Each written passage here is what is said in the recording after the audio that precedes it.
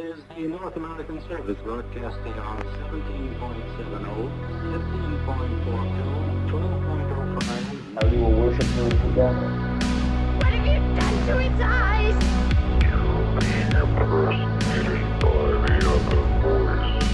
The next time you're frightened in the dark, don't scream.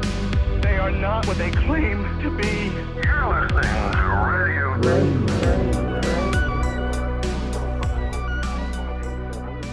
Hello. Hi. Hi. Welcome back. Here we are. This is Radio Grave. I'm here with Dom. I'm here with Amber. And thank you so much for coming back this week for the second part Why did you do it? of the Erickson twins. Why did I do it? No, the listener. You said thanks for coming back. And I said, why did you do it? Oh, to the listener. That you're talking to me. I'm sorry. No. Thank you for coming back. You shouldn't have. But you're here for Here we for part 2 of the Erickson twins. Where we left off, they had just been acting wild. Yeah, they got hit by some cars, did some flailing, did some screaming, did some suspicious activity, and now they are in, well, Ursula's in the hospital, and Sabina is Also in the hospital. also in the hospital. Yeah, now that I think about it. Yeah, Ursula was airlifted because she's all smashed up, and then Sabina was taken away. They literally poked her, sedated her, and she got taken away. So I think that's basically where we're going to pick back up. So Sabina arrived at the hospital sedated, but she woke up several hours later and was surprisingly calm. In regards to injuries, she had none, despite her contacts with 2 high-speed vehicles. She claimed she was not in any pain and was in good spirits. Ursula, however, was reported as being in critical condition. Without any need for treatment, Sabina's blood was drawn for a drug test and she was released into the care of the police, and she was officially arrested at this time. The officers who were sent to transfer Sabina from the hospital to the station for booking had been warned about her violent behavior, but were relieved when her demeanor was pleasant. Sabina is continued to be filmed by a cameraman from the traffic cops crew. Surprising. Sabina's intake footage was never aired in the official episode of Traffic Cops, but all of the footage from the event was permitted use for the Madness in the Fastlane BBC documentary. And the following series of events are all documented on that tape. So, on camera, Sabina can be seen being escorted to a squad car by a few officers, and she is uncuffed and wearing nothing but a hospital gown, 1 sock, and her brown boots. Many will argue that there is a high likelihood that Sabina was still spaced out from being sedated, but this immediate footage does not display any sort of clear evidence of this. Because literally, even after being sedated, Sabina's mind seems totally unclouded. And in the back of the police car, she even cracks a smile after an officer says through his radio, she's a Swedish national, but she speaks very good English. And Sabina turns to the cameraman sitting next to her and sarcastically jokes, speaks English good. What country do they come from? You're so funny, Sabina. Do you know you just got hit by 2 cars, bitch? Bitch. So once Sabina arrives at the station for processing, she is placed in a temporary holding room and is under the surveillance of a senior officer. She makes lively small talk with the officer and even jokes around and flirts with him, teasing him about the wrinkles in his forehead and guessing his age, giggling and laughing. She's engaging and attentive and does not seem confused whatsoever. Her body language is poised, relaxed, and non-threatening, and her arms are crossed for most of the time, but this is probably because she is only wearing a literal hospital gown. So, against the officer's initial beliefs that the whole incident had been caused by a bad drug trip, Sabina's blood sample results would show no traces of drugs or alcohol in her system, and it would be reported later on that Ursula's blood sample results would be clean as well. During her physical pat-down, the female officer conducting the search asks Sabina to remove her shoes. She complies, but not before she tells the officer after a sigh, "They're so dirty and so smelly. They only found 1 sock for me, so try not to breathe." The officer tells Sabina she has to remove her jewelry. She fondly touches her hands together and whines, "Oh, do I have to?" Sabina is not seen wearing a wedding ring, but a large pinky ring on her left hand, because she's not married. She explains again. She complains again as the officer tells her she has to remove all of her jewelry, including her earrings. And smirking and annoyed, she removes her earrings and places them on the counter next to her gaudy ring. She whines in a disappointed tone, "Oh no, not the earrings," as she plays with her hair. So this is pretty bizarre behavior. She seems so concerned about the things that she's concerned about. Although Sabina is in a very serious situation, she seems to be unfazed. She doesn't appear to care that she is in the process of being booked for assaulting a police officer after being hit by 2 cars on a motorway. Instead, she seems to be bothered and concerned by things that are the least of her worries, like her smelly feet and her jewelry and proper grammar. An officer would say in an interview, "She was just a little odd, but being odd is not a crime." But it can be concerning, and she's not just a little odd. Not once while in custody does Sabina ask about Ursula's well-being. At this time, Ursula is still in critical condition, but she shows no indication that she cares about her sister at all. Instead, it is all about Sabina. Some will argue that she probably had no memory of what had happened to her and her sister, but it's obvious that she was not oblivious and knew very well. On camera, she turns and says to an officer, "We say always in Sweden that an accident rarely comes alone. Usually at least one more follows, perhaps 2. Like that alone just proves she knows something bad happened, and she's expecting more things bad to happen. Yeah, Like- you would think that alone would tip them off Yeah, that this person needs to be detained, right. but And even just outsiders being like, "Oh, no, she was obviously like experiencing the after effects from being sedated." how? How? She's not. So Sabina is then asked about her mental health history, and an officer asks her, "Have you ever tried to harm yourself?" And she responds, "No, sir, I would never do that." And in so many words, the officer reminds her that she had just been released from the hospital for intentionally jumping into high-speed traffic. Oops. And he says, "With all that aside, have you ever tried to harm yourself?" And she responds, "No, never." One of the most common myths is that Sabina never received a proper mental health check, but that is simply not true.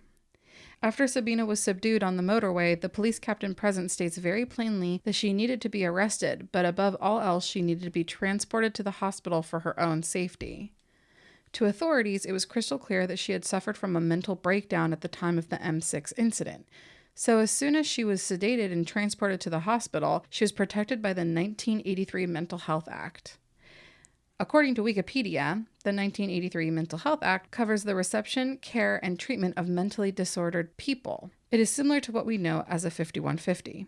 As per required by the 1983 Mental Health Act, the patient has to be taken immediately to a place of safety and is required to be held, even against their own will, to be treated and cared for. The patient has to be interviewed and examined by multiple mental health professionals to determine the wellness of their state of mind. The act requires a relative or emergency contact to be informed of the patient's arrest, but the contactee is not given the right or power to sign off on the patient's release. The release of the patient can only be determined by officials after a thorough examination. So under the 1983 Mental Health Act, Sabina was treated first for her injuries, which was followed by a multitude of thorough mental health examinations. These examinations were carried out by a variety of officials, including a certified psychiatrist, a consultant psychiatrist, a qualified social worker, and a police surgeon. And if you don't know what a police surgeon is, a police surgeon's work entails examining prisoners who are detained in relation to illness, injury, intoxication, drug-related problems, mental disorders, etc. Sabina was subject to these official examinations on multiple occasions throughout the entire time she was in police custody. Multiple emergency contacts were contacted on her behalf as well. Once again, Michael Dassau was contacted and was informed of what had happened. Being all the way in Ireland, there was little he could do to immediately assist in the situation. Sabina's other relatives, quote, relatives, most likely her son Simon and her brother Bjorn, were contacted as well. They too were too far away to give immediate assistance in the situation. Simon and Bjorn were also aware of Ursula's condition, and both were in total disbelief of the events that had occurred on the M6. So the fatal flaw in this situation is not that there was a lack of attentive care, but there was a lack of knowledge in regards to the severity of the M6 incident. Sabina's schmoozing evidently played a role in warping the officials' perception of what had really occurred on the M6. It was hard to believe that this totally sane person standing in front of them had carried out such a dangerous series of events. So what about the footage from the M6? By this time, the traffic cops' film crew had not surrendered any footage of the incident to the officials to examine. It is unclear if the film crew was even allowed to give up that footage, or if the officials were unaware that the incident had even been recorded in the first place. Being only presented with Sabina's sweet demeanor and submissive behavior in the moment, the officials determined that Sabina was not a threat to herself or others. It is obvious that if the M6 footage had been available, Sabina would have never passed her mental health examinations. Well, it's odd to me that her schmoozing, her sucking up and acting like she was fine, was enough that the officers knew what happened. They didn't have footage. Right. And I didn't know this before, but it's pretty evident that they were told about the incident. Yeah. They're like, hey, this lady and her sister just jumped out into traffic a bunch of times. They're acting all crazy. Right. And I think the fact that her just acting okay, despite the police knowing what happened, and them being like, yeah, she's all right, seems pretty fucking stupid. I agree. Because now I used to chalk it up to negligence and just like ignorance, you know? Yeah. But I think they're just fucking stupid. But I also take into consideration the fact, too, that if someone put Sabina Erickson in front of me and said this woman got hit by a car going 50 miles an hour twice, Right. I'd be like, she doesn't look that bad. You know what I mean? I think that they downplayed being like, she looks fine. She's acting fine. She seems normal. And also she does the same thing that she did before with the cops, where she's just kind of coming off as being like super sweet and totally normal and totally affable, and they are totally tricked and manipulated. I don't know. It's bizarre, but I do think that they should have been a little bit more serious about it. You're right. Maybe through the grapevine, it got downplayed. That seems to be the theme here. Right. Everything gets downplayed and nothing is really taken as seriously as it is. She didn't seem like she looked like she was hurt. She didn't even have bruises in the footage. She didn't look like she got hit by a car at all. So Sabina is charged with trespassing on a motorway and assault of a police officer. And an officer recites to Sabina her right to silence, which is the UK's version of the Miranda rights. Sabina is filmed sitting on a stool and waiting patiently for her mugshot photo to be taken. And she can be seen taking this moment of privacy as an opportunity to use the dark reflective lens of the mugshot camera as a mirror. She tries to fix her flat, disheveled hair and pouts her lips, almost as if she is getting ready for a glamour shot in a mall photo booth. She is concerned about how she looks and starts to talk about what she is going to wear. She then turns to the camera and smiles and gives a double-handed thumbs up. Sabina is held over the weekend in jail and is placed before a judge on the afternoon of Monday, May 19th. She pleads guilty to both her trespassing and assault charges, and upon looking over the results of Sabina's mental health examination and taking her lack of prior criminal behavior into consideration, the judge decides to be lenient in his sentencing. And against his best judgment, he sentences her to a single day in custody, time which she had already served after having been held in a cell over the weekend. So, sporting her sister's green puffer jacket, Sabina walks through the doors of Town Hall and onto the streets of Fenton, a village within the Stoke-on-Trent municipality. Sabina would end up wandering around the small village for an undetermined amount of time, and with her she was toting her red peacoat, laptop, 2 cell phones, and 3 packs of cigarettes in a clear plastic bag, as well as $1,000 cash on her person. So, she's out. She's moving. She's on the streets. And only going to bad places. Yeah. To do bad things. Literally. I think it's really strange that, or at least in the research it mentions that it's against the judge's better judgment. He's just like, I could sentence her to a mental facility, but no, I won't. It's just really odd. I think so too. I don't understand why. Maybe he was like, well, her family members are too far away to like come release her. It's like, Yeah, well, she got hit by 2 cars, so maybe she should be held in a mental institution until someone can come get her. But instead, you're just going to pop her out onto the streets by herself in a town where she's never been. Sounds promising. I think it's fine. It's just, I think that's the most negligent thing. You know, he had the power to not let that happen.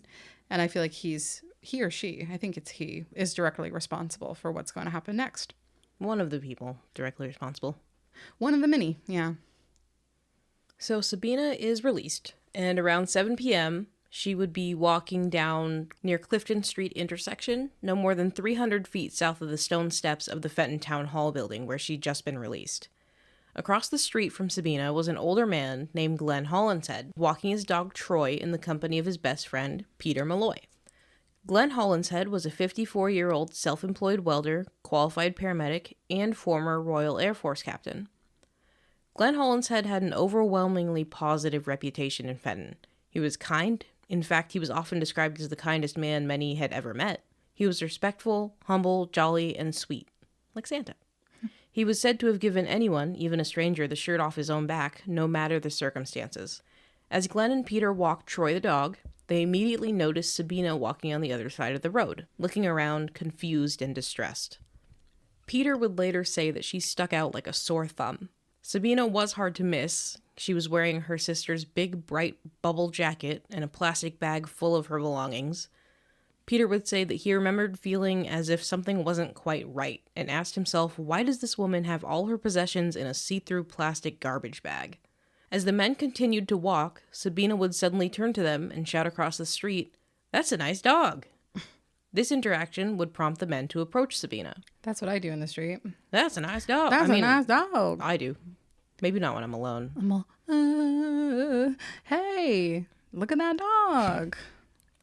The three would talk for a bit when Sabina would ask where she could find a bed and breakfast nearby. Glenn would inform her that there wasn't anything around the neighborhood. She seemed adamant about finding a place to stay as soon as possible, so Glenn would end up thoughtfully inviting her back to his home. He offered her a free meal, as she seemed in need of that comfort, and offered her some assistance in finding a decent place for her to stay. He felt it wasn't right to leave this woman wandering the streets before nightfall.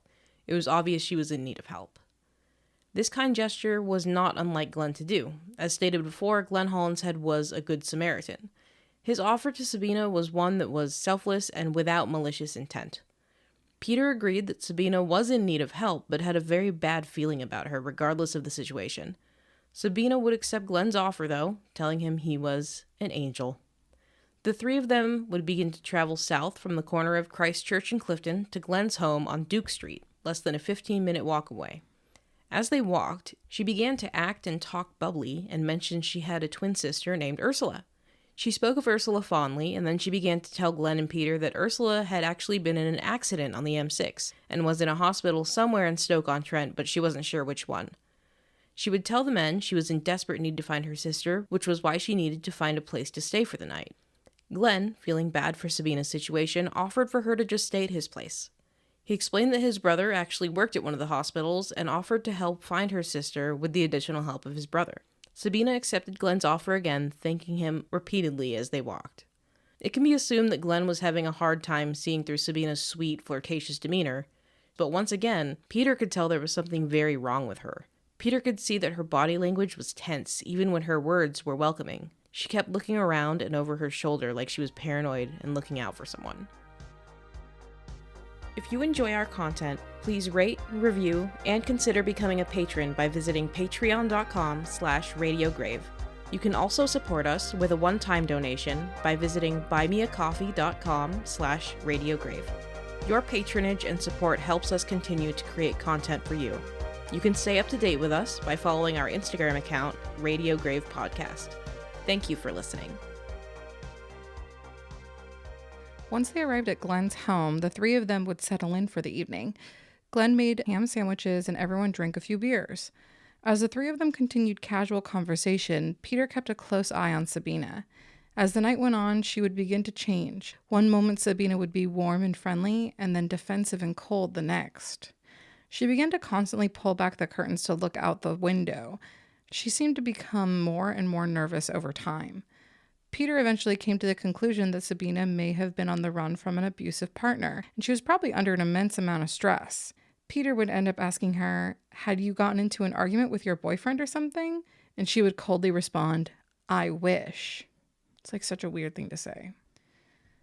Peter, unsettled by this response, would end up shooting confused and concerned looks in Glenn's direction for the rest of the night, as if to say, "This chick is mental." Glenn would simply nod and shrug in response, a reassuring gesture, "It's all right, she's okay." At some point in the night, Sabina would take out her laptop in an attempt to show the two men photos of her family stored on the computer, but Sabina couldn't seem to remember what the password was. Peter became very suspicious that the laptop was actually stolen, which made even more sense when he realized that Sabina was carrying 2 cell phones as well. This is when Peter came to the conclusion that Sabina could possibly be a criminal. It is possible that the laptop could have actually belonged to Ursula, which is why she didn't remember the number or the password. I think that the laptop was just Ursula's. I don't think it was hers. I agree. So not long after that, Sabina would offer the men a couple cigarettes from her own pack, only to turn and snatch the cigarettes out of their mouths and say in a panicked voice, "They might be poisoned." And then she would slip them back into her pack, but then smoke them herself for the rest of the night. I wonder if she actually thought they were poisoned and then she forgot and smoked them anyway. Yeah. I don't know. She's tripping. Also, that's enough. I would be like, get the fuck out of my house if that happened. I don't even know. It's just the patience of these men. It was clear that Glenn did not have any fear of Sabina and took only pity on her. Glenn knew he couldn't just kick her out after he had already promised to help her. Glenn purely did not see her as a threat. Peter would later go on to say that Glenn just took her as just being a little quirky. With all of his alarm bells ringing at once, Peter's intuition was telling him it was time for him to go home for the night. Peter announced he was meant to retire for the night, but Sabina would whine and playfully beg for him to stay a little longer, and he would politely refuse. I feel like I've been in situations like that before, where I've been like, all right, well, I'm going to go, and someone's like, no, don't go. We're having so much fun. Stay. You're like, I'm in danger. And I'm like, no, I'm leaving. It's so uncomfortable. When I read that, I was like, yep, been there, but maybe not as bad. As Glenn followed him out, Peter would secretly express that he had a bad feeling about Sabina and was worried that something bad was going to happen. Glenn would reassure him that there was no reason to worry, and Glenn would suggest that Peter come over for dinner after he was done with work the next day. Feeling a little relieved, Peter agreed and told Glenn he would text him in the morning to check in on him. Without issue, Peter would end up leaving Glenn's house around 11:30 p.m. But unfortunately, Peter would fall through with his promise to stay in touch with Glenn, never texting him in the morning or after work to check in on him. He would later say he would never shake the guilt, stating, "I'm just a bad mate. That's that." I don't think he's a bad friend. He just forgot. I think he forgot too, or I think maybe he was purely just like, yeah, you're right. Everything's fine, I guess the takeaway here would be, 1, don't leave your friends with psychos. Yeah. 2, text your friend, goddammit. Well, that's kind of true too. And I was thinking that, I was like, how hard is it to do that? And I realized it's 2008. This is flip phone era. So I don't know. I guess they're old. Yeah. Maybe that could have something to do with it. Maybe it's just more effort. So the next day, Tuesday the 20th, Sabina was still hanging around Glenn's house. Around noon, Glenn would make a call to his brother Paul, who worked at the local hospital. Paul Hollinshead would state that Glenn sounded cheerful and relaxed on the phone, just his normal self. He would say that Glenn told him he and Peter had come upon Sabina very distressed and walking around, lost in the streets the night before. Glenn told his brother that Sabina's sister had been in an accident on the M6 and they were trying to figure out which hospital she had been transported to. Paul wasn't able to help much, and he told his brother good luck. Paul would say that as he spoke to his brother on the phone, he could hear Sabina's voice in the background, which he described as sounding calm and collected and by no means erratic. Glenn and Sabina would end up spending most of the day together, and it isn't known what they did or what they talked about. At around 7:45 p.m., while Glenn was preparing dinner for Sabina and himself, he would make his way through his back door and into his backyard to speak with his neighbor, Frank Booth. Frank was washing his minivan on the other side of the fence when Glenn would cheerfully ask him if he had any tea bags to spare since he'd run out. Frank told him, of course, and he would finish up after a minute to go grab them. Glenn didn't know it at the time, but while talking with Frank, he was being watched. Sabina spied on Glenn from the kitchen window. She would then pick up a small kitchen knife from the sink, a knife which Glenn had been using to prepare their food for dinner. Glenn returned from the backyard, but realized Sabina was nowhere in sight. Then, without warning, Sabina attacked Glenn. Using the knife from the sink, Sabina fatally stabbed Glenn multiple times. Less than 70 seconds after walking back into his house, Frank watched Glenn stumble back outside and towards the fence covered in blood. In shock, Frank rushed to pull out his cell phone and dialed 999 as Glenn choked out, she stabbed me," before collapsing to the ground. With Frank at his side, Glenn would tell him, I'm dying. Frank would reassure him, telling him the ambulance was on the way and he was going to be fine, but unfortunately Glenn didn't make it. With his final breath, Glenn would ask Frank to watch after his dog Troy and take good care of him while he was gone. Frank agreed, and Glenn would pass away before the ambulance could even arrive. So fucked. The saddest part is the doggy. I know. That makes me sad too. But also, can we just talk about for a second? Holy shit. Yeah. Holy shit. Like that's pretty fast death. Yeah. Yeah. Serious damage, which we'll talk about more, but holy shit. So after fatally stabbing Glenn, for no reason, Sabina made a quick escape through the front door of the house, but not before grabbing a rubber mallet on the way out. At some point, Sabina had also picked up a stone roof tile after fleeing the scene and had concealed the heavy tile in her jacket pocket. She was captured on CCTV running south down Duke Street toward the underpass, armed with the hammer. After sprinting several yards, Sabina slowed to a fast walk and began smashing herself in the head with the rubber mallet over and over again. At this point, Sabina showed no sign of slowing down and was bleeding profusely from her head, and her hair was matted and tangled with blood. A young man named Joshua Gradage was driving near the overpass when he caught sight of Sabina's bright jacket out of the corner of his eye. When he turned to look at her, he watched her smash herself again and was overcome by a sickening knot in his throat. Disturbed by the sight, Joshua pulled over and sprang into action.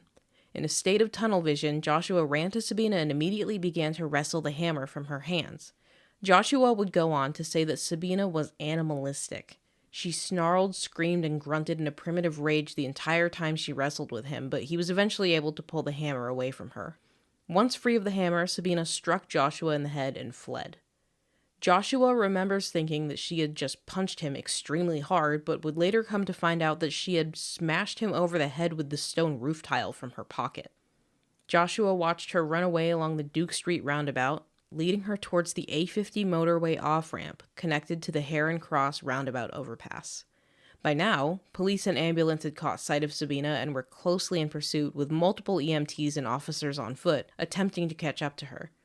Sabina would run uphill, and once she made it onto the Heron Cross roundabout, she would run through traffic and head straight toward the railing of the bridge. Without hesitation, Sabina would throw herself off of the overpass bridge and fall 40 feet down onto the A50 motorway. Somehow, Sabina survives the fall and is immediately taken to the hospital with 2 broken ankles and a fractured skull. She's fucking tripping, dude. She's fine. She's fine. I think she's fine. This is insane. No, I do this every weekend. The mallet thing, too much. It's my favorite part. It was too much. I was so disturbed reading it. Smashing yourself in the head to the point where it's ripping out your hair and like matting it with blood. Right. With a rubber mallet. It's a lot. Kind of metal. Kind of metal. Kind of just a normal weekend for you. I am pretty metal on my weekend. Yeah, crazy Swede. I'm a crazy Swedish twin on the weekends. Some would say. That's what they called me back in grad school. The crazy Swede. The crazy old bloody Swede. Back on Duke Street, Glenn is pronounced dead at the scene, and his body was taken away via ambulance to the coroner's office for an autopsy. Glenn's brother Paul arrived within the hour to his deceased brother's home. In his own words, he says, quote, "My stomach was turning. I could see that he had obviously been making someone something to eat, making a meal, and this is what they do to you. Try to help someone out and they end up stabbing you." Glenn's autopsy showed that he had been stabbed 5 times.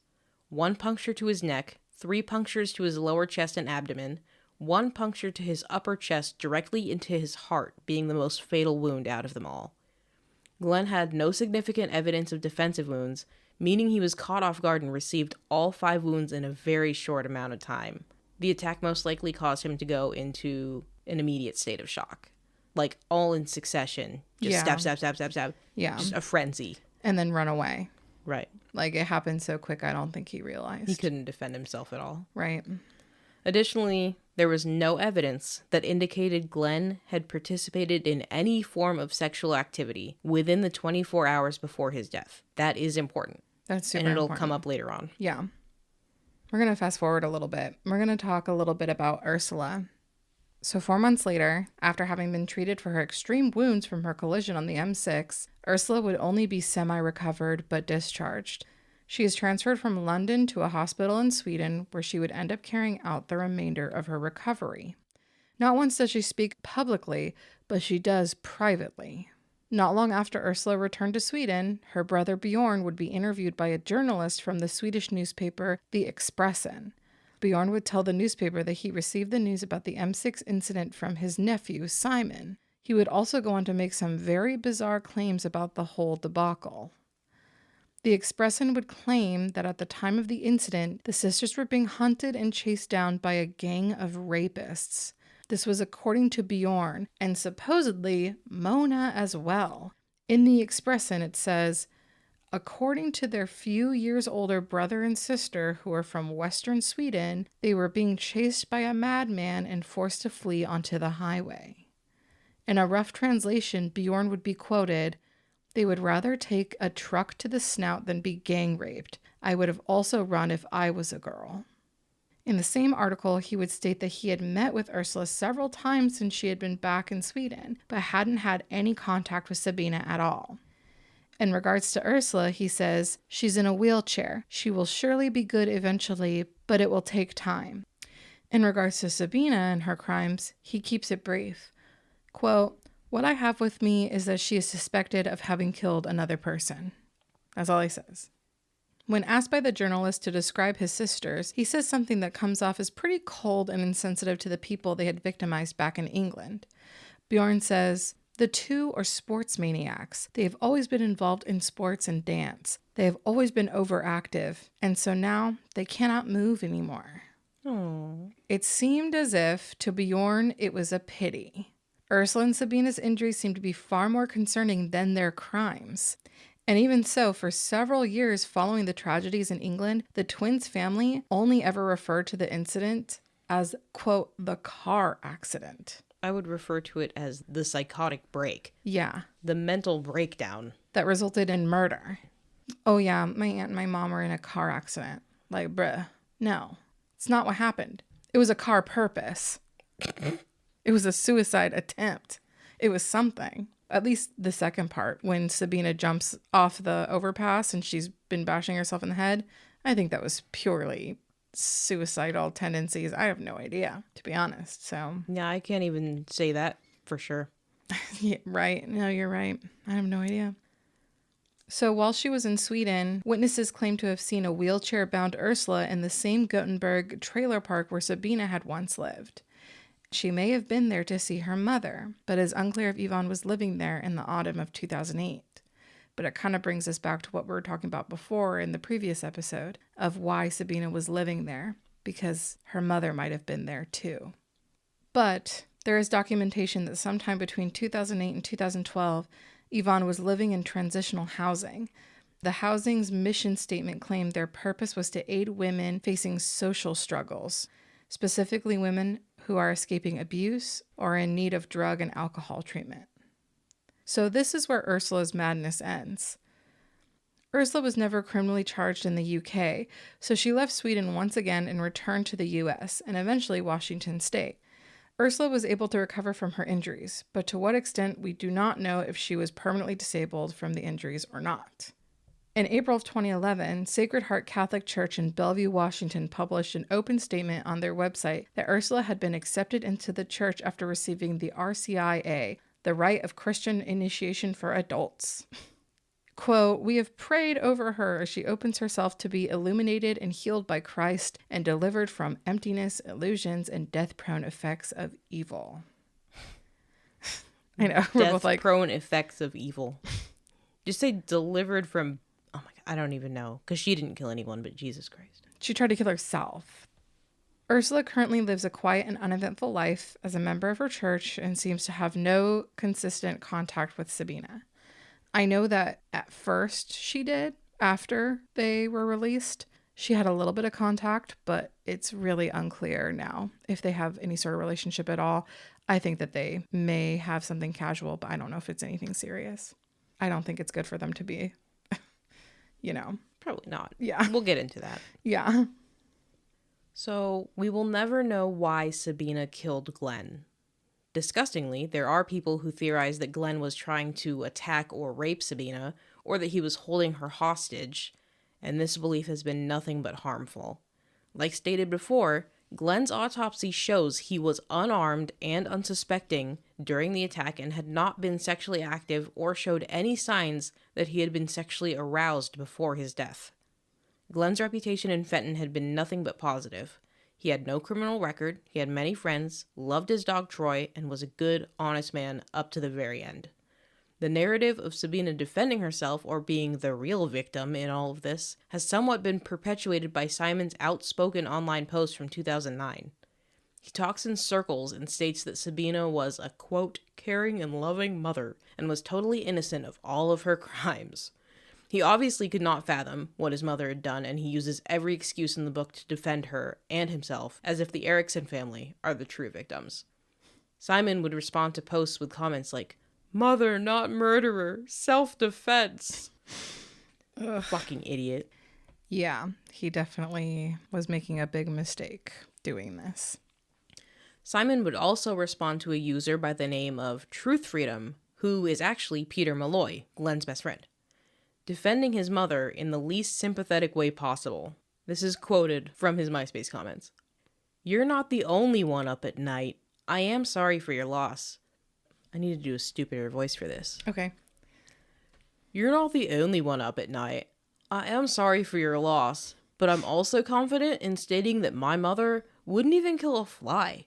I strongly believe that she's being set up, because there isn't any doubt in my mind that she is innocent of killing Glenn Hollinshead, unless of course she was fighting for her life." Fucking asshole. "The only thing that I'm 100% positive of is that Sabina Erickson is a good mother. No, she's more than that. She's the best." Had to collect myself. "She works hard every day for one thing and one thing only, and that's her children. She's an honest and well-caring person. No criminal record and has always been against drugs. The only drug I've seen her use is a beer or two on the weekend." Fuck you. To be totally transparent, I understand what happened from an outsider perspective. I understand that she was having a mental health crisis. There was something very, very wrong, and bad things happened because she was mishandled when she was with the police and this and this and that, yada, yada. But why? Why is her family doing this online? Why is your brother saying these things about you and Ursula being chased by a rapist and that you'd rather be hit by cars than be gang raped? And then your son is on MySpace saying, "Oh, well, the only reason why she would kill anybody is because she was going to get raped or she was going to get attacked by Glenn.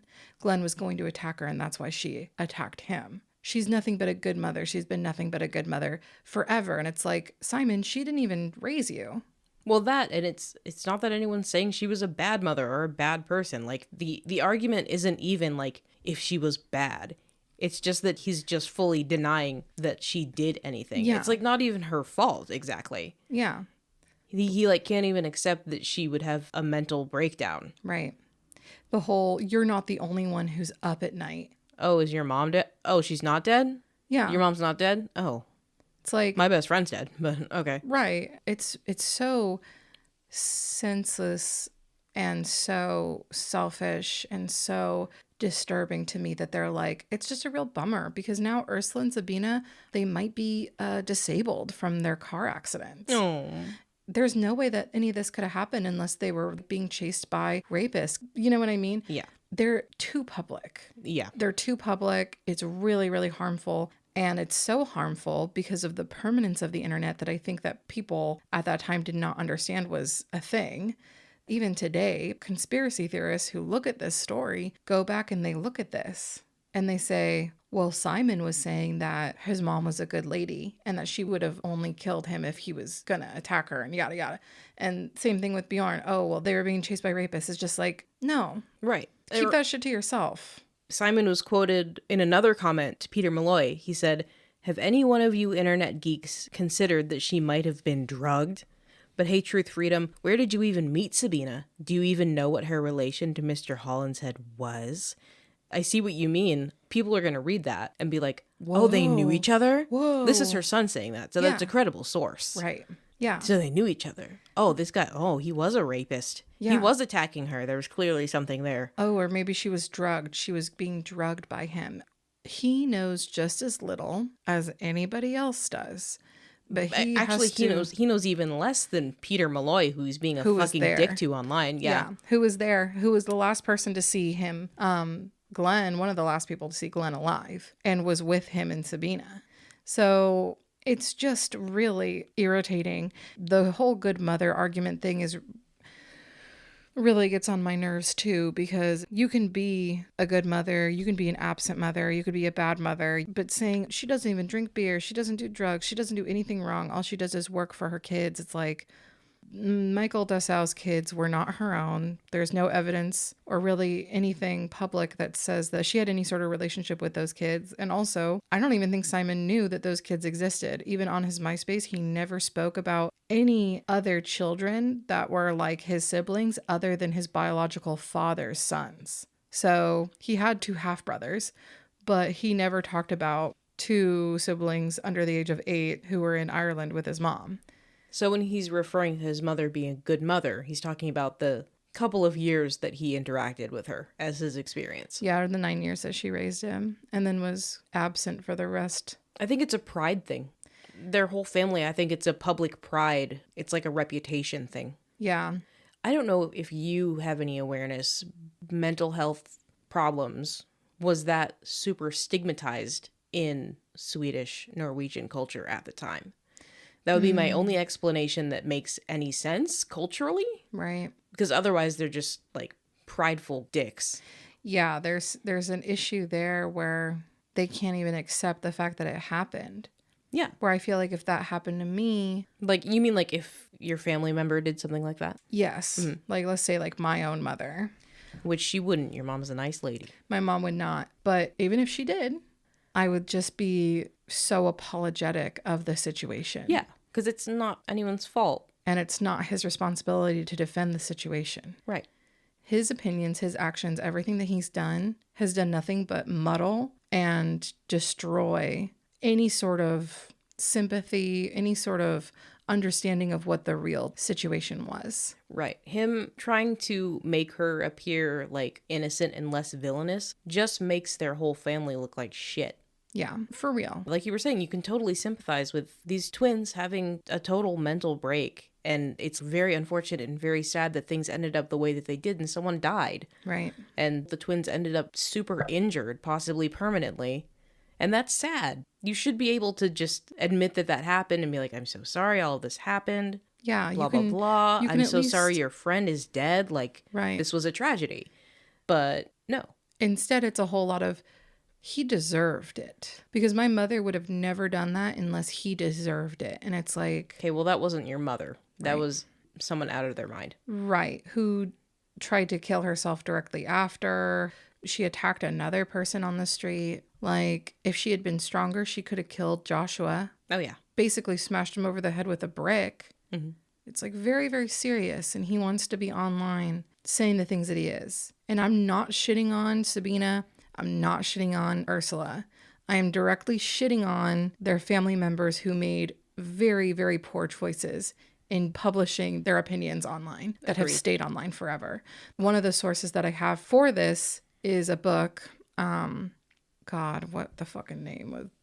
Basically, it was just a terrible, terrible read. but I got a lot of really interesting information about Simon, a lot of the Wayback Machine information with his MySpace posts and stuff. I was able to get a lot of that from that book. The whole narrative of that book is the conspiracy that Glenn deserved it, or that there were two attackers. She was a drug mule, or that she was being sex trafficked, or that she was MK Ultra, or she was this, or she was that. His comments and his MySpace stuff, his posts are all used as the source. Of that information. And this is a whole ass book. It's called A Madness for Two. I don't suggest it. 0 out of 5. So now that we know Ursula kind of had a happily ever after, we haven't really gone over what happened with Sabina. So let's just go back to 2008. She was arrested, she was held, and then on June 6th, she was discharged from the University Hospital of North Staffordshire into police custody and charged with the murder of Glenn Hollinshead. At no point during her time in custody did she explain her actions, and only ever uttered the 2 words, "no comment," which is so fucking annoying. Yeah, she won't even defend herself. Kind of leads me to believe that it is either within their family culture or within the, regional culture. Just something that they refuse to accept. Right. Something. In September 2009, Sabina would plead guilty to manslaughter with diminished responsibility. So, under the 1983 Mental Health Act, Sabina could claim diminished responsibility as a partial defense in order to reduce the offense from murder to manslaughter. This allows the judge sentencing discretion and can impose a hospital order to ensure treatment rather than punishment. Although she pled guilty, she never offered an explanation for why she killed Glenn and never showed any sort of remorse. I wonder why that is. I wonder if she doesn't believe it happened, or if she just doesn't care, or if she's still super mentally ill and is not attached to that situation. I think that she just thinks that maybe it didn't happen, or that what happened was not her, so therefore she's not responsible. Like, sorry that happened, but that wasn't me. Or yeah, I did that, but I don't remember doing it, so how can I feel bad? It is annoying though. Definitely. I think that she's mentally ill no matter what. Oh, of course. But I mean, delusional. Delusional, yeah. Both the prosecution and the defense agreed that at the time of the crime, Sabina was certainly in a state of insanity, but had recovered and was sane for her trial. I don't know about that. Right. So her defense claimed that she had actually suffered from an incredibly rare psychosocial condition called induced delusional disorder, or better known as folie à deux, which means a madness for two. Folie à deux is a rare phenomenal event when 2 people begin to experience a shared delusional episode. Folie à deux usually presents between very close family members, usually siblings, and sometimes even 2 very close friends. Folie à deux always begins with the primary sufferer. Usually, the primary already suffers from a pre-existing mental illness, but this isn't always the case. When in the throes of a mental breakdown or delusional episode, the primary transmits their delusions to another individual who also falls into a state of insanity. This individual is the secondary sufferer. So, how does this defense support Sabina's diminished responsibility? Sabina's defense claimed that Ursula had actually been suffering from a different rare psychiatric disorder. It is unclear when Ursula's mental health began to decline, but supposedly, Ursula had been experiencing auditory hallucinations, in particular, voices that she, quote, couldn't understand. So we don't know whether or not the voices were speaking foreign languages, or if they were just gibberish, so there's no way to determine if these voices were demanding or directing Ursula in any way. The defense placed the blame on Ursula, claiming that she had been the primary of folie à deux, while Sabina had been the secondary. The defense argued that Sabina should not be held criminally responsible for her acts, claiming that she was only following in her sister's tracks of insanity. Literally. The defense pointed out that the only reason why Sabina decided to run out into the motorway was because Ursula had gone first. And although she was not with her sister, her defense attempted to convince the court that it was likely that Sabina was still experiencing delusions in a sort of residual madness that lasted up until she murdered Glenn Hollinshead 3 days later. The prosecution, however, disagreed.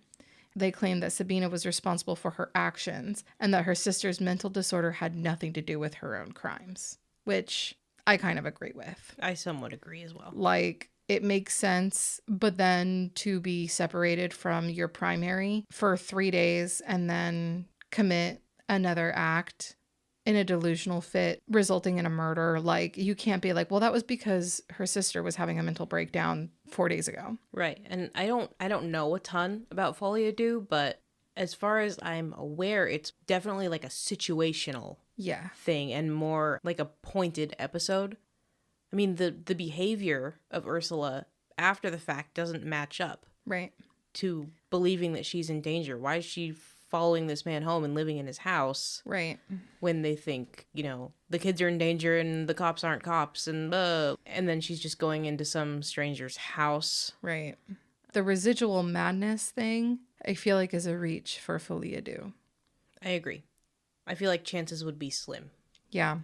But again, not mental health professionals. I don't know the Right. occurrence that could or could not coincide. Right.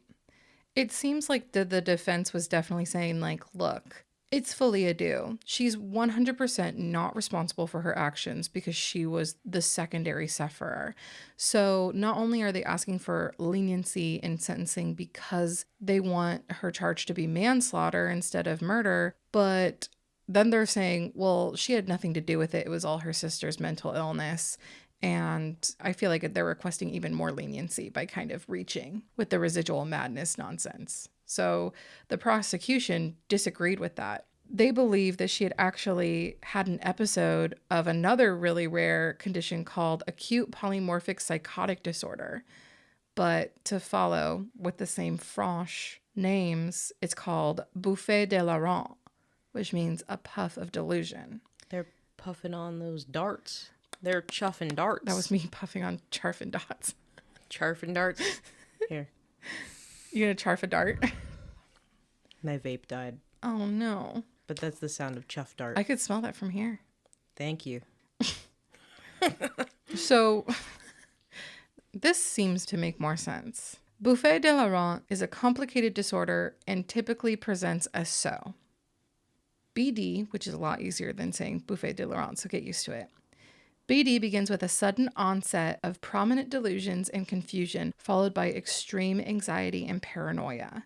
These symptoms can vary rapidly and can come and go as quickly as hour to hour, showing signs of mental clarity at times and then psychosis in the next. An onset of BD is not due to alcohol, drug use, or pre-existing mental illness. BD usually resolves on its own and leaves the sufferer clear-headed and free of any other mental disturbances, but sufferers are known to have BD relapses. So this brings up more questions for me, because while I think this is more likely, does that mean that if Folie à Deux wasn't present at all, does that mean both sisters were already mentally ill and just happened to, feed into each other's delusions? But I don't know the likelihood of that. I don't know if bouffée delirant occurs only in people who aren't already chronically mentally ill. I think it can occur in both, and that's why it's so interesting is that there are people who have no pre-existing mental illness issues at all, not even depression or anxiety, who have episodes of bouffée delirant. And that's just really bizarre because they don't even use drugs. They don't even use alcohol. And then they have these mental breakdowns, these delusional episodes, and then they come out of it and then they are fine. They're normal. There's nothing residual. So maybe, I don't know, could they both have been projecting stress, like life stressors onto each other when they were visiting? Could that have triggered the condition within both of them? I don't know. I really wish I had access to some kind of study that would show a comorbidity or correlation of Folie à Deux and bouffée delirant, because that would make things so much clearer. Right. If they can coexist or coincide, then mystery solved. It makes sense. But if they can't, which I feel like they can't, they're not the same thing. Right. I feel like you wouldn't have both present. And they're both extremely rare. Right. extremely rare. They don't just happen. I'm not saying that they couldn't both happen. No, but No way to know that, but it seems so unlikely. Right. It's definitely one of those things where it's like, what the fuck? Because they could have both gone into folie à deux. Maybe Ursula was the primary. And then after they separated, because of the stressors from the motorway, Sabina very well could have just had an episode of Buffet de la Rente right after. It could have been both. Yeah. I mean, regardless of what it was, the prosecution and the defense did agree. She was in the throes of a mental health crisis. So ultimately, Sabina's plea was accepted in September of 2010. The residing judge, Saunders, would state that this case was the hardest case he had ever presided over, but ultimately he concluded that Sabina had a low level of culpability for her actions. Quote, I understand that this sentence will seem entirely inadequate to the relatives of the deceased. However, I have sentenced on the basis that the reason for the killing was mental illness. The culpability of the defendant is low, and therefore the sentence I have passed is designed to protect the public. It is not designed to reflect the grief of the relatives who have suffered or to measure the value of Mr. Hollinshead's life. No sentence that I could pass could do that. It is a sentence which I hope fairly measures a truly tragic event. Sabina Eriksson was suffering from delusions which she believed to be true, and they dictated her behavior. Because Sabina was viewed as a low-risk reoffender at the time of her trial, Sabina was sentenced to only serve 5 years in the Bronzefield Women's Prison in Ashford, UK, with no supervision upon release. Having already spent 1 year and 2.5 months in custody before her sentencing, Sabina would end up only having to serve another 2 years in prison after she was approved for early release and paroled in 2011. It seems like not enough. I know, but it's like... Well, it's not even that I think she should be, punished or put in jail, but regardless, one, they need to make sure that she's fine. If someone is delusional enough, for whatever reason, to have murdered someone and then, bashed their own brains in with a hammer right. and jumped off an overpass, that is reason enough to institutionalize someone for at least a bit. And then, on the other hand, if there was any salt in the theory that it was Buffet de la Rente, that has, a risk of relapse. Yeah. So if the judge did decide, that's pretty reasonable that BD was the cause, even more reason for her to be undergoing treatment and, learning preventative measures and how to recognize when she might be heading into one of those episodes. And we don't know that very well could have been enforced, but there's nothing saying that it did. And he even said himself, the judge said he was kind of stuck between a rock and a hard place because he felt as if this woman should be in an institution where she can receive medical help for these issues that she had and for these things that have happened to her and that she's done, but she's not mentally disturbed right now. I'd be putting a totally sane, totally normal, lucid person into an institution to receive help for a mental illness she's not suffering from right now. But I would assume after this goes to court, right, they would have all of the evidence of the twins acting completely fucking normal and passing all of their mental health evaluations Right. before. Right. So even if she's acting sane and passing evaluations now for the trial, Right. that doesn't mean anything because she's obviously still ill enough to kill someone. For real. So I think, while, if she is sane, then she doesn't need to be in a place like that. But I feel like regardless, there's enough risk based on past behavior Right. that she can, essentially turn it on and off in front of public officials. Which makes me fucking hate her. So manipulative. What the fuck were they doing?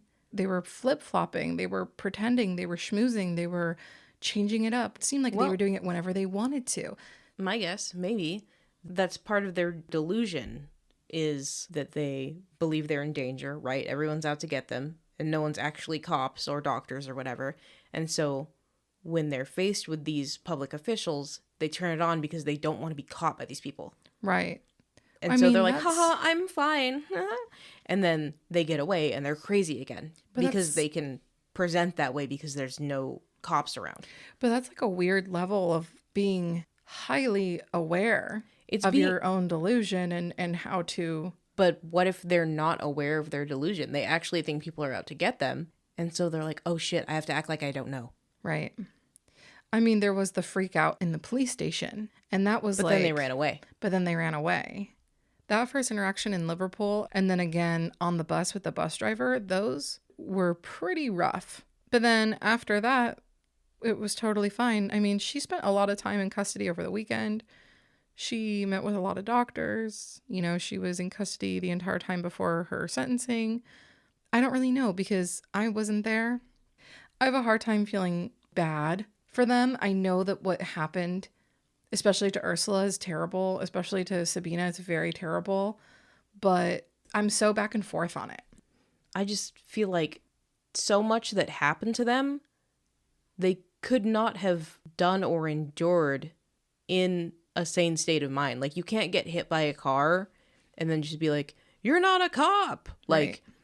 that's just not how a sane mind would process that situation. If you're Right. putting on an act to be like, oh, I was crazy at the time, my bad, Right. and then just acting normal to get away with it, that seems unlikely. Right. I do think they're low culpability, Yeah. low guilt, but still very high risk and So- should not have been let out. That's Right. my main point.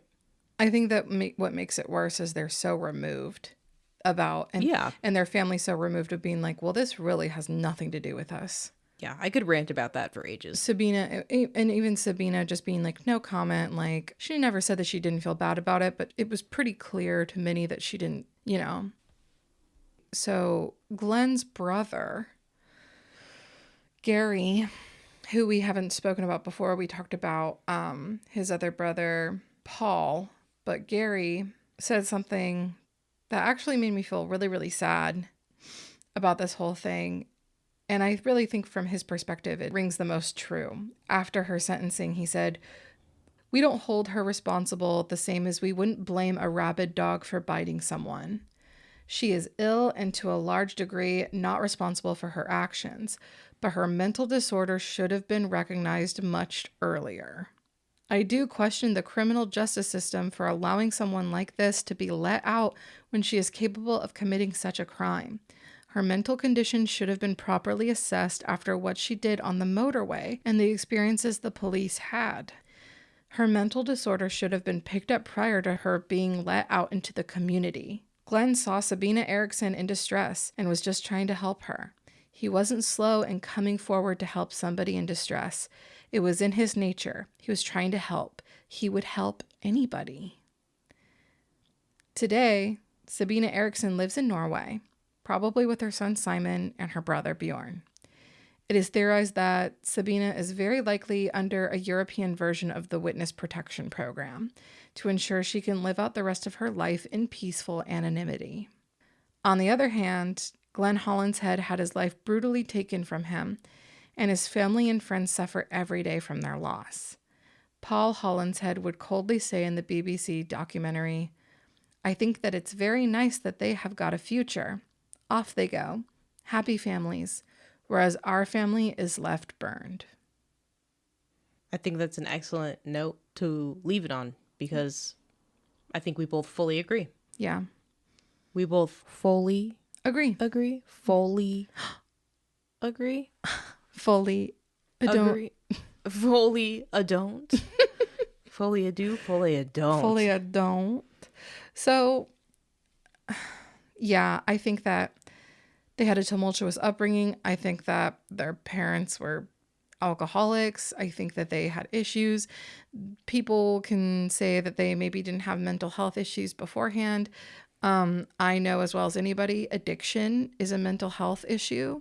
If your parents are addicts, like, that's mental health.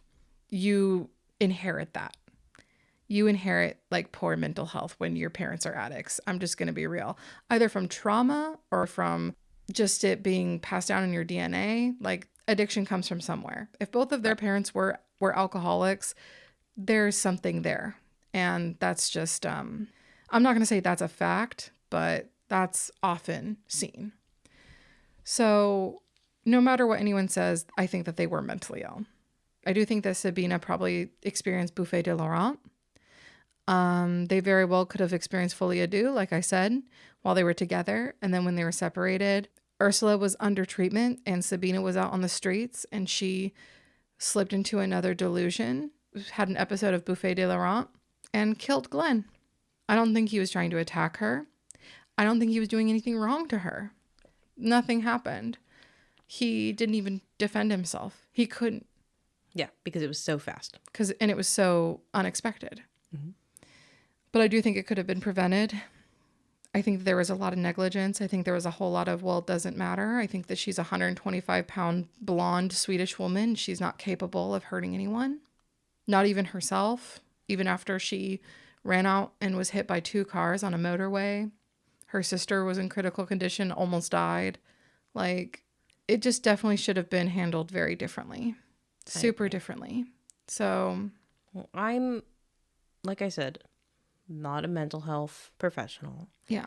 but I can diagnose Simon Erickson as being A total a douche. little bitch. A little bitch boy. Quote me on it. Yeah, living the high life, dealing weed like a cut that. Living the high life in his caravan. Yeah. Oh, well, we have to cut that now too because you're talking over it. Sorry. He's a loser. I think he was a loser in 2008, 2009 when he was doing the things he was doing. He should put out a public statement then retracting his fucking stupid MySpace comments. Being don't- like, oh, I was an asshole kid. My bad. I don't think he finds it necessary or that he's responsible for those things, just like how nobody in the Erickson family is responsible for anything bad that happens, anything bad that those 2 women did. So then my point stands that he's an asshole. I'm Still. gonna be real actually for a second. I just kind of realized this in the moment. I think that there's maybe a reason why Ursula lives in the US. To be away from them? Yeah. Yeah. Like, she has her citizenship in the US and she's living a quiet life as a Catholic in Bellevue, Washington. I don't know. I can sit here and peel apart my imagined family dynamic that they have, but there's something not right about them. I'm just going to leave it at that. Sabina gets to live out the rest of her life in anonymity. Good for her, so that she can live a normal life. So, I guess. Unless she's an asshole. But we can't prove that. we can't prove anything. We can't prove that she's an asshole or not an asshole. Yeah. And unfortunately, this is the second time we've recorded this episode, or at least this series, due to some audio issues. And it's just, each time I feel like I walk away from it being like, man, like I started out being like, this is a crazy case. This is really interesting. And then I feel like I'm about to walk away from it being like, it's so tragic. It's so disturbing. Just the lack of empathy, the lack of care, the negligence, the apathy of the family, the police, everybody involved, the justice system, everybody failed. And like the one sweetest, nicest person on earth died because of it. It's just fucked up and sad. Sick case. Sick case. Cool Love it. podcast. Love it. No. Not to be a downer, but guess what? That's what we do down here. That's the note we're going to end it on. That's the A note. downer. And guess what? It's going to continue to just be extremely down. We have some funny things. We have some funny things. There's some funny things in this season, but Oh, there's tons of great stuff. We'll have another episode for you next week. Different topic. thank God. It'll be so funny and so cool. Unless it's child murder. We'll see. We'll see. We'll decide. We'll see what happens. Anyways, thank you so much for listening. We'll catch you guys next week. Bye. Goodbye. Goodbye. At 2 a.m. Eastern Standard Time, multiple unidentified objects were confirmed to have entered Earth's atmosphere. It is speculated that these objects are of extraterrestrial origin. The broadcast will quiet at this time for your safety. Continue to carry out the following instructions. Radio Grave is hosted by Amber Byland and Dominique Makasuya. Music courtesy of AOA Music, Carl Casey at White Bat Audio, and intro music by Simon Bickbyler. Audio mixing and editing by Amber Byland. Logo and cover art by Dominique Makasuya. All other media and sound clips used are protected under fair use and are for the purpose of criticism, commentary, news reporting, education, and research. Thanks for listening. Goodbye.